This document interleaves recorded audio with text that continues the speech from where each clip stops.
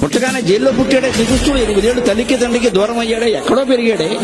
అది కూడా దొంగ ముద్రేశారే. వెన్న దొంగే కదండి, వెన్నైనా పెన్నైనా.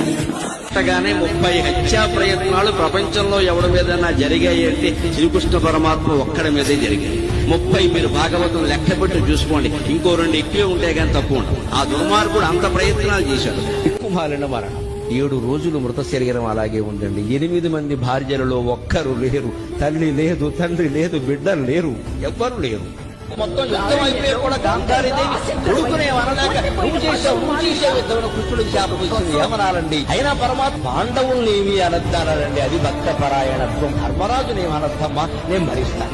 దిక్కుమాలిన చావమన్నావు కదా, అలాగే చచ్చిపోతా. నా వంశం అంతా పోతుందన్న కదా, పోనీ ఏం పర్వాలేదు, నేను అన్ని భరిస్తా. పాండవుల్ని మనకు తాపురు పరమాత్మ ఎన్ని పడుంటాడండి. జగత్ అంటే శ్రీకృష్ణ పరమాత్మ.